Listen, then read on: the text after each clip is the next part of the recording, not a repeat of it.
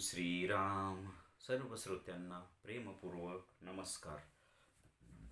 श्रोते हो, आपण स्वामी विद्यानंद यांच्या भावार्थ रामायण संक्षिप्त या ग्रंथाच्या आधारे निर्माण झालेला मला भावलेले भावार्थ रामायण अर्थात आत्मपरायण हा ग्रंथ आपण पाहत आहोत. आज युद्धकांडातील अध्याय 33 श्रीराम लक्ष्मणाची शरबंधातून सुटका या अध्यायातील पुढील भाग आपण पाहत आहोत. ओम श्रीराम. पुढे तो जांबुवंत म्हणतो की श्रीराम व लक्ष्मणासह आपण सर्वच गतप्राण होऊ आणि यावर उपाय फक्त एकच आहे, तो म्हणजे द्रोणागिरीवरील संजीवनी औषधी, आणि ती सुद्धा सूर्योदयापूर्वी इथे मिळाली पाहिजे व ती फक्त हनुमंतच आणू शकतो, कारण तो वज्रदेही आहे. त्याच्यावर कोणतेच अस्त्र व शरबंधन होऊ शकत नाही, म्हणून मी त्याची चौकशी करत आहे. तेव्हा मग बिभीषण जांबवंतास म्हणतो की तू आत्तापर्यंत ज्याचा प्रताप वर्णन करत आहेस तो हनुमंत पहा इथे माझ्याजवळ उभा आहे. ते ऐकून जांबवंतास खूप आनंद होतो व तो हनुमंतास सांगतो की तू आता लगेच निघ व द्रोणागिरीवरील संजीवनी नामक दिव्य औषधी वनस्पती घेऊन ये. त्यानंतर मग हनुमंत लगेचच आकाशात झेप घेतात व आकाशमार्गे हिमालयातील द्रोणागिरी पर्वतावर उतरतात. परंतु ती दिव्य औषधी गुप्त रूपात असल्यामुळे हनुमंतास दिसेना. तेव्हा हनुमंत संपूर्ण द्रोणागिरी पर्वतच उचलतात व जिथे श्रीराम व लक्ष्मण होते तिथे येऊन पोहोचतात. मग त्या औषधीच्या फक्त सुगंधाने सर्व वानर सेना उठते व त्या दिव्य औषधीचा वास श्रीराम व लक्ष्मणास हुंगावयास देतात. तेव्हा श्रीराम लक्ष्मण उठून बसतात. आपण पाहिले की जांबवंत श्रीराम व लक्ष्मणाची विचारपूस न करता अगोदर हनुमंत हे कसे आहेत व त्यांचा प्रताप वर्णन करतात. जांबवंत म्हणतात की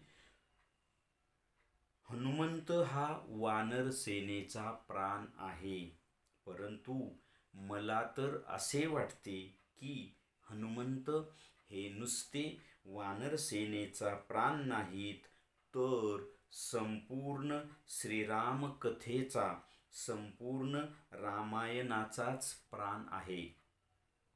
कारण रामकथेतून किंवा रामायणातून जर का हनुमंत वगळले तर संपूर्ण रामकथा किंवा रामायणच निष्प्राण होऊन जाईल. रामायणाला अस्तित्वच राहणार नाही.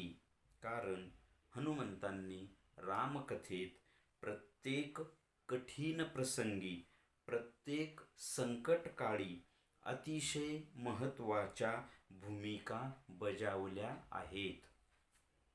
बऱ्याच वेळा असे वाटून जाते की इथे आता रामकथा थांबते की काय, परंतु तिथे लगेच हनुमंत हजर होऊन त्या रामकथेला पुढे प्रवाहित करतात. म्हणून असे म्हणावेसे वाटते की हनुमंताशिवाय रामकथा नाही व रामाशिवाय हनुमंतही नाहीत.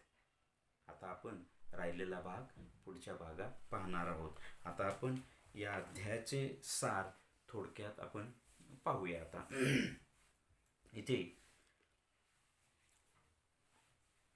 जांबवंत पुढे असं म्हणतो की विभीषणाला की आपण श्रीराम आणि लक्ष्मणासह सगळेच गतप्राण होऊ आणि यावर उपाय फक्त एकच आहे, ती म्हणजे द्रोणागिरीवरील संजीवनी औषधी. आणि ती कोण आणू शकतं? फक्त फक्त आणि फक्त हनुमंतच आणू शकतात. आणि हनुमंतावर कशाचाही परिणाम होणार नाही.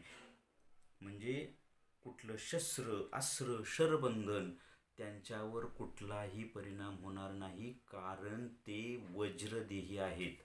आणि ही संजीवनी औषधी सूर्योदयापूर्वी इथे आणली गेली पाहिजे. आणि मग हे एवढं मोठं इतक्या अंतरावरचं हे जे औषधी आणण्याचं कार्य हनुमंताशिवाय दुसरं कोण करेल? म्हणून मी हनुमंताची चौकशी करत होतो. आणि मग हे सगळं सांगितल्यानंतर विभीषण म्हणतो की तू ज्याचं जे प्रताप वर्णन करतोयस ना, तो हनुमंत माझ्याजवळ उभा आहे.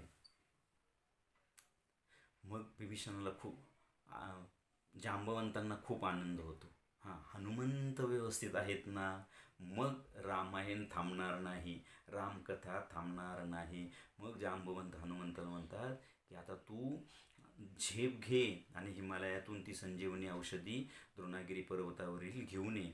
हनुमंत लगेच आकाशमार्गे झेप घेतात आणि त्या द्रोणागिरी पर्वतावर जाऊन पोहोचतात. परंतु ती संजीवनी औषधी गुप्त असते, ती दिसत नाही. मग हनुमंत द्रोणागिरीत उचलतात आणि घेऊन येतात.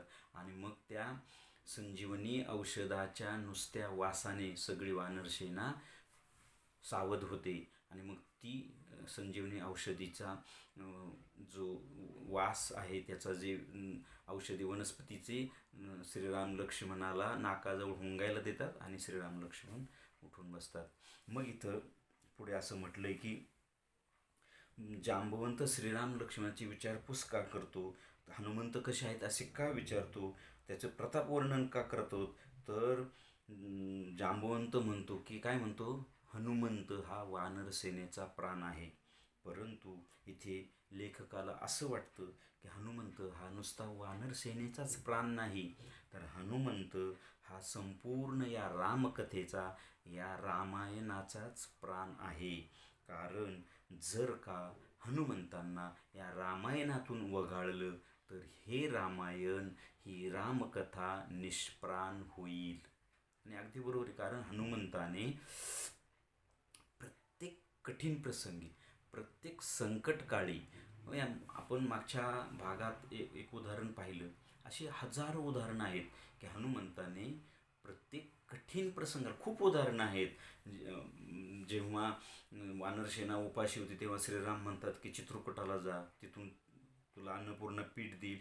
म्हणजे किती अशी हजारो उदाहरणं आहेत की हनुमंताने या रामकथेत ती केलीत. आणि त्यामुळेच श्री हनुमंत हे रामायणाचा प्राण आहेत. जर हनुमंतांना त्या रामकथेतून वगळलं गेलं तर हे रामायण निष्प्राण होईल. आणि हनुमंतांनी ह्या रामायणामध्ये अशा हजारो वेळा, हजारो अतिशय महत्त्वाच्या भूमिका बजावलेल्या आहेत.